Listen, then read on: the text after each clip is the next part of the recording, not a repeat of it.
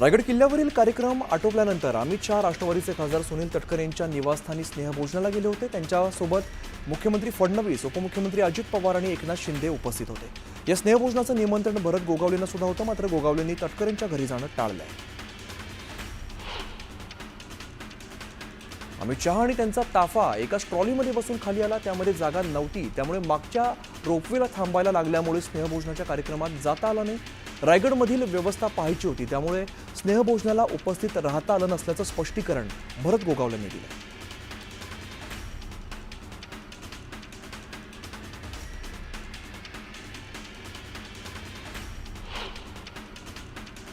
औरंगजेबाच्या कबरीवरती गृहमंत्री अमित शहांनी वक्तव्य केलंय। स्वतःला आलमगीर म्हणालेल्या व्यक्तीची कबर महाराष्ट्रात आहे, स्वतः आलमगीर म्हणणारा महाराष्ट्रात पराभूत झाला असं अमित शहा म्हणाले।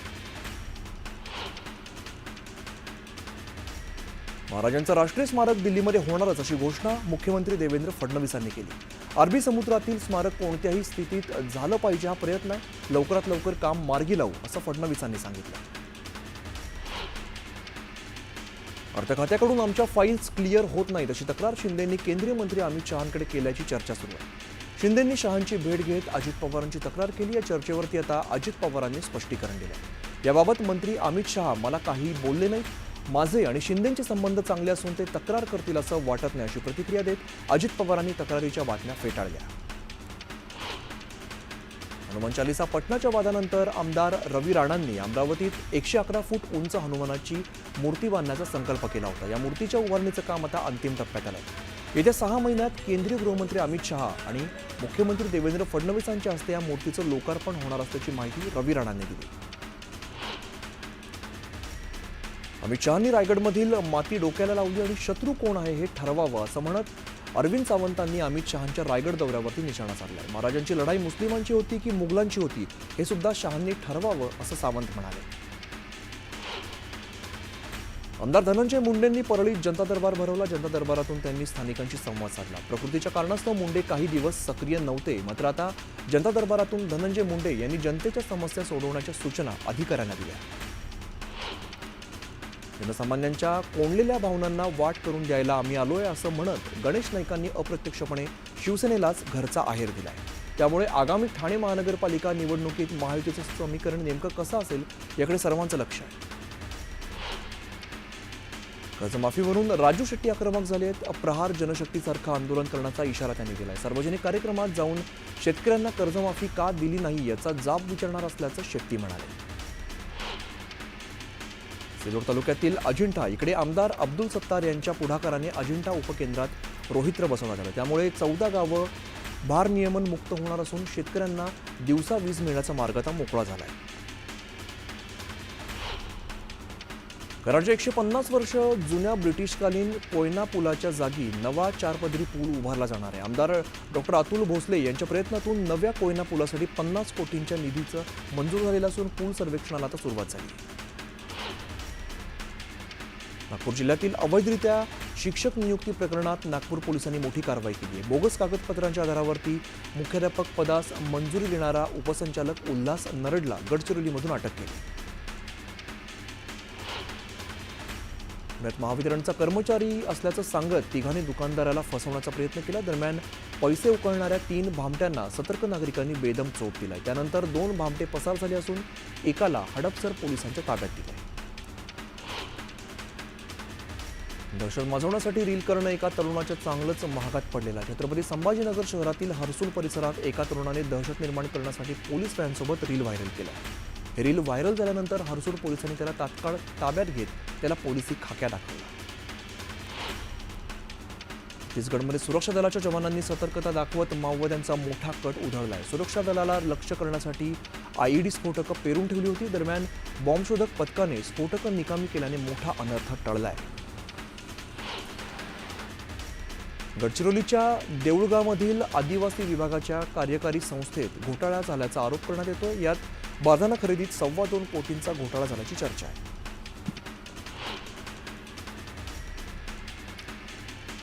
मावळच्या पीएमआरडीएने तयार केलेला वादग्रस्त विकास आराखडा रद्द करण्यात आलाय। एकविरा कृती समितीने या निर्णयाचं स्वागत केलं।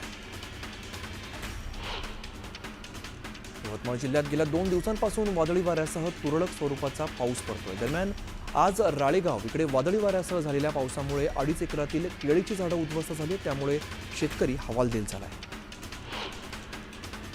अमरावती जिल्ह्यात वादळी वाऱ्यासह गारपीट झाली आहे आणि गारपिटीमुळे आंबा, संत्री, केळी, लिंबू आणि कांद्याचं यात मोठं नुकसान झाल्याने शेतकरी मात्र आर्थिक संकटात सापडला आहे. जळगाव जिल्ह्यातील रावेर तालुक्यात वादळी वारा, विजांचा कडकडाट आणि गारपिटीसह पाऊस बरसला. अचानक आलेल्या पावसामुळे नागरिकांची तारांबळ उडाली, तर केळी, मका, हरभरा आणि काढणीला आलेल्या गव्हाचं पावसामुळे मोठं नुकसान झालं. नाशिकच्या येवला शहरासह ग्रामीण भागात अवकाळी पावसाने हजेरी लावली. वादळी वाऱ्यासह झालेल्या पावसामुळे काढणीला आलेला गहू आणि कांद्याला याचा फटका बसलाय. चैत्र पौर्णिमेच्या मुहूर्तावरती दरवर्षी एप्रिल महिन्यात ज्योतिबा देवाची चैत्र यात्रा मोठ्या उत्साहात पार पडते. आज या यात्रेचा मुख्य दिवस असून महाराष्ट्रासोबतच कर्नाटक, आंध्र आणि इतर राज्यांमधून लाखो भाविक या यात्रेमध्ये सहभागी झाले. जेजुरी गडावरती चैत्र पौर्णिमेनिमित्ताने श्री खंडोबा मंदिर गाभाऱ्यात भोपाळी झाल्यावर दवना पूजा करण्यात आली. भक्तांनी शिखर काठ्या भेटीसाठी गडावरती मोठ्या प्रमाणात गर्दी केली. बुलढाणा जिल्ह्यातील खामगाव इकडे दरवर्षी 150 वर्षापासूनची 12 गाड्या ओढण्याची परंपरा आज सुद्धा कायम आहे. खंडोबाच्या मंदिरातील पूजेनंतर 21 गडकरी 12 गाड्या ओढून आपला नवस फेडतात. जळगावच्या लोहारात खंडोबा महाराजांच्या यात्रेचं आयोजन करण्यात आलंय. दरम्यान 12 गाड्या ओढण्याच्या उत्सवात भाविकांनी मोठी गर्दी केली. पालघरमधील प्रसिद्ध महालक्ष्मी यात्रोत्सवाला सुरुवात झाली आहे. महाराष्ट्र, गुजरात आणि राजस्थानमधील लाखो भाविकांनी मातेच्या दर्शनासाठी गर्दी केली. बुलढाण्याच्या चिखलीत रेणुका देवीच्या यात्रेनिमित्ताने भाविकांनी मोठी गर्दी केली. यात्रेमध्ये वगदीला लहान मुलं लटकवण्याची शेकडो वर्षांची परंपरा, ही परंपरा या यात्रेचं मुख्य आकर्षण आहे. गोंदियाच्या आमगावात महात्मा फुले जयंतीनिमित्ताने विविध कार्यक्रमांचं आयोजन केलं होतं. दरम्यान दुचाकी रॅली सुद्धा काढण्यात आली. मोठ्या संख्येने नागरिकांनी यात सहभाग घेतला.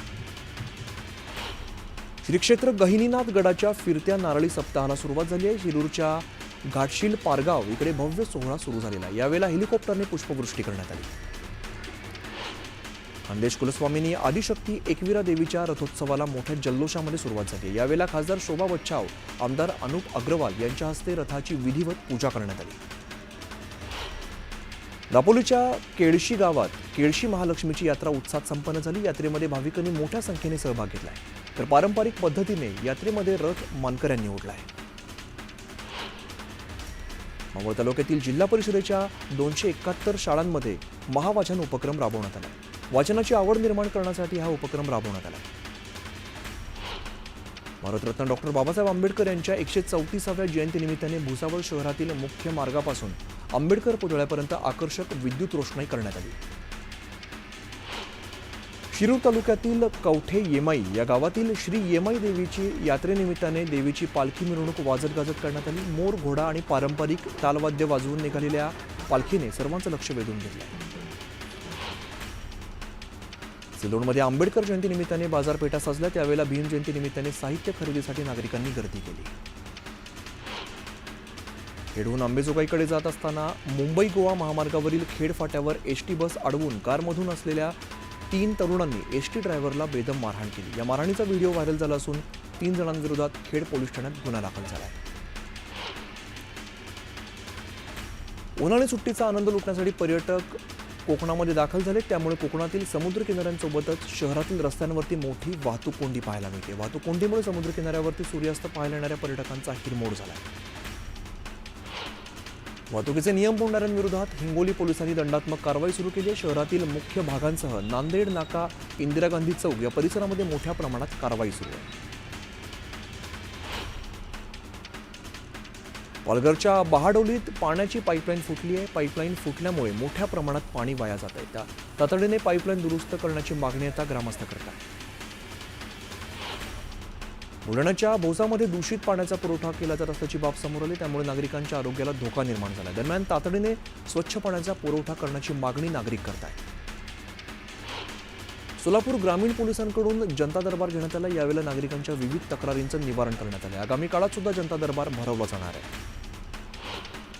सोलापूरमध्ये चोरीला गेलेला मुद्देमाल पोलिसांनी मूळ मालकांना परत केला. यावेळेला तब्बल 1,65,00,000 मुद्देमाल परत करण्यात आला.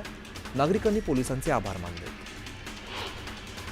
कणकवलीवरून कुंभवडे शंकर महादेव विद्यालयाकडे जाणारी बस दर शनिवारी वेळेत सोडली जात नाही, त्यामुळे विद्यार्थ्यांचे यामध्ये हाल होत आहेत. विद्यार्थ्यांनी थेट कणकवली बस स्थानकात जात बस रोखून धरत प्रशासनाला जाब विचारलाय. त्र्यंबकेश्वरमधील अंजनेरी पर्वतावरती मधमाशांनी भाविकांवरती हल्ला केला. मधमाशांच्या हल्ल्याने भाविकांनी एकच धावपळ उडाली आणि अनेकांनी रुमाल आणि शाल पांघरून मधमाशांच्या हल्ल्यापासून सुटका करण्याचा प्रयत्न केला.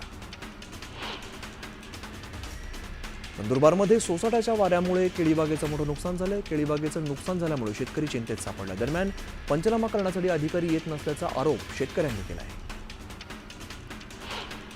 जमिनीच्या वादातून पुतण्याने काकावरती गोळीबार केल्याची घटना पुणे जिल्ह्यातील ढोकळवाडी वारक इकडे घडलेली आहे. हल्ला झालेल्या सोपान ढोकळे यांच्यावरती उपचार सुरू असून आरोपी नवनाथ ढोकळेला पोलिसांनी अटक केली आहे.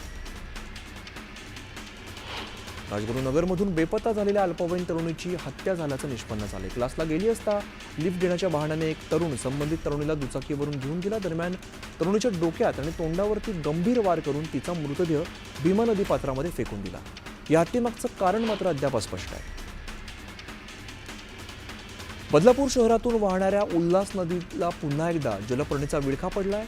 वालिवली परिसरातील नदीपात्रात पाण्यावरती जलपर्णीचं आच्छादन पसरलं, त्यामुळे नदीतील जलचरांचं अस्तित्व आता धोक्यात आलंय. बदलापूरमधील अनधिकृत शाळा महाविद्यालयांवरती गुन्हा दाखल करण्यात आलाय. शासनाची परवानगी न घेता शाळा महाविद्यालय सुरू केल्याचं समोर आले, त्यामुळे विद्यार्थ्यांसह पालकांनी आता चिंता व्यक्त केली. पुण्यात महाराष्ट्र माझा आंबा महोत्सवाचं आयोजन करण्यात आलंय. या महोत्सवात लहान मुलांमध्ये आंबा खाण्याची स्पर्धा आयोजित केली आहे. जास्त आंबे खाणाऱ्याला विजेता घोषित केलं जाईल. ठाणे बोरिवली टनल प्रकल्पाविरोधात नागरिकांनी आंदोलन पुकारलं. या प्रकल्पामुळे शेकडो झाडांची कत्तल होणार असल्याचा आरोप या नागरिकांनी केला. दरम्यान आंदोलनात मोठ्या संख्येने नागरिकांनी सहभाग घेतला. पुण्यातील सिंहगडावरती न्यूझीलंडमधून आलेल्या एका युट्यूबरला काही तरुण अतिशय शिवराळ भाषेत शिव्या शिकवत असल्याचा व्हिडिओ समोर आला. एक प्रकारे महाराष्ट्राच्या संस्कृतीचा अपमान केल्यामुळे शिवप्रेमींकडून संताप व्यक्त केला जातो. सिंहगडावरती परदेशी पर्यटकांसोबत घडलेला प्रकार घृणास्पद असल्याची प्रतिक्रिया सह्याद्री प्रतिष्ठानचे अध्यक्षांनी दिली आहे. दरम्यान संबंधित मुलांनी माफी मागावी अशी मागणी त्यांनी केली आहे. हा संपूर्ण प्रकार समोर आणल्याबद्दल सह्याद्री प्रतिष्ठानने न्यूज 18 लोकमतचे आभार मानले. शिर्डीत गुन्हेगारांचा हैदोस अजून सुद्धा सुरू आहे. किरकोळ वादातून एका इसमाच्या डोक्यात काचेची बाटली फोडून त्याला गंभीर जखमी करण्यात आला. या घटनेनंतर हल्लेखोर पसार झालेत. मध्यधुंद तरुणांनी हे कृत्य केल्याचं समोर आलंय. शिवारातील रस्त्याचा वापर केल्याच्या कारणावरून अहिल्यानगर शेगाव तालुक्यातील वाघोली इथल्या संपत वांडेकर आणि त्यांच्या पत्नीला 5 ते 6 जणांकडून बेदम मारहाण करण्यात आली. पोलीस प्रशासनाने या प्रकरणाची गंभीर दखल घेतली.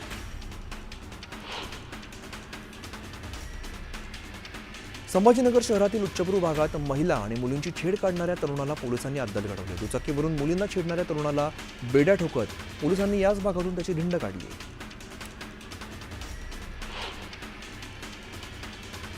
नागपूरमध्ये महिलेने एका व्यक्तीची 18 लाखांची फसवणूक केली आहे. इन्कम टॅक्स कमी भरण्याच्या आमिषातून ही फसवणूक करण्यात आली आहे. दरम्यान या प्रकरणी महिलेविरोधात गुन्हा दाखल केला आहे. जळगावचे जिल्हाधिकारी आयुष प्रसाद यांना मेल करत जीवे मारण्याची धमकी देण्यात आली आहे. धमकी प्रकरणात गुन्हा दाखल करण्यात आलाय. पोलिसांकडून अधिकचा तपास सुरू आहे. छत्रपती संभाजीनगरच्या पैठण तालुक्यातील केकत जळगाव इकडे कडब्याच्या गंजीला अचानक आग लागली. या आगीमध्ये 1000 कडब्यांच्या पेंड्यांसह बैलगाडी आणि शेतीची अवजारं जळून खाक झाली. यामध्ये शेतकऱ्यांचं मोठं नुकसान झालंय. परभणीमध्ये बेकायदेशीरपणे वाहन चालवणाऱ्यांविरोधात कारवाई करण्यात आली. यावेळेला वाहतूक पोलिसांनी धडक कारवाई केली.